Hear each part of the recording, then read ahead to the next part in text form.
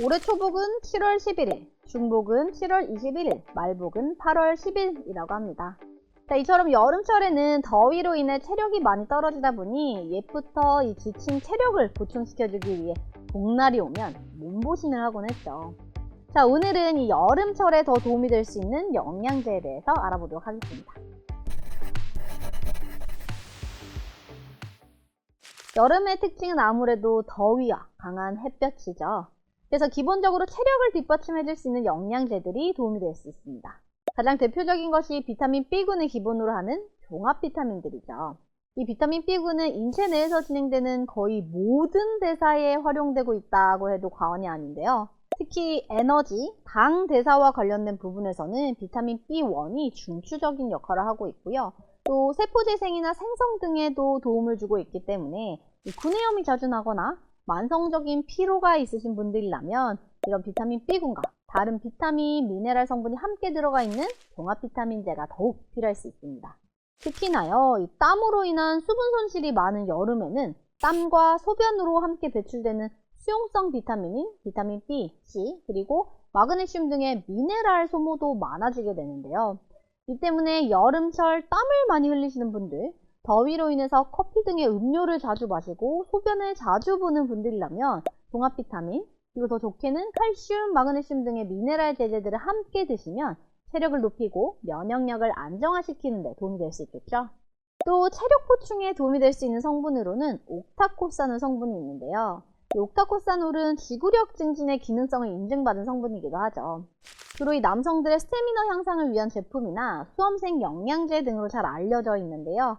성별과 연령에 상관없이 체력 증진을 위해서 복용하실 수가 있겠습니다.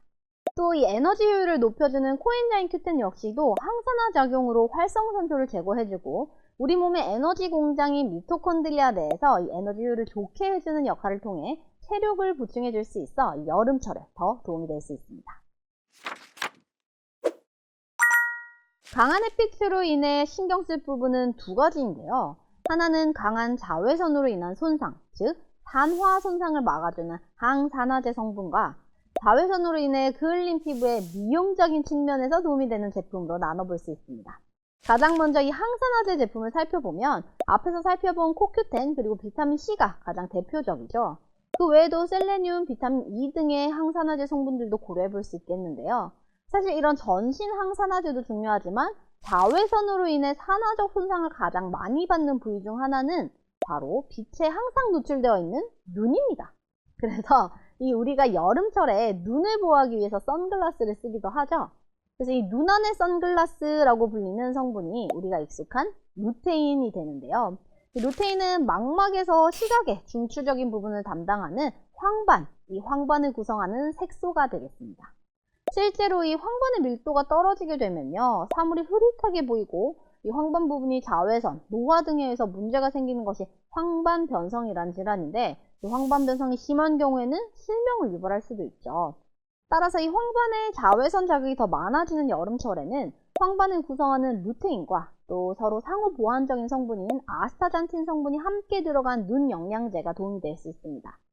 특히 여름철에 냉방기 사용으로 인해서 오히려 건조한 환경에 오래 노출되어서 이 안구 건조증이 심해지는 경우라면요, 루테인 지아잔틴 성분의 눈 건조감에 도움이 될 수 있는 오메가3가 함께 들어간 눈 영양제 제품이 도움이 될 수 있겠죠. 자, 눈뿐 아니라 피부 역시도 여름 자외선에 항시 노출되는 장기죠. 그래서 이 여름철에는 자외선 차단제를 잘 발라주게 되는데요. 최근에는 이렇게 자외선에 의한 피부 손상으로부터 피부 건강을 유지하는 데 도움을 줄 수 있음이라는 기능성 내용을 인증받은 성분도 있습니다. 바로 이 로즈마리 자몽 추출 복합물인데요. 인체 적용 시험 결과 100mg 섭취 시 8주 후 최소 홍반량이 증가하였다고 합니다. 이 최소 홍반량이라는 것은요, 피부의 홍반, 즉 이 붉은 트러블을 발생하게 하는 데 필요한 자외선의 양을 의미합니다. 따라서 이 최소 홍반량이 증가했다라는 것은요, 더 높은 자외선에 노출되어야지 피부 손상과 트러블이 발생한다라는 의미가 되겠죠.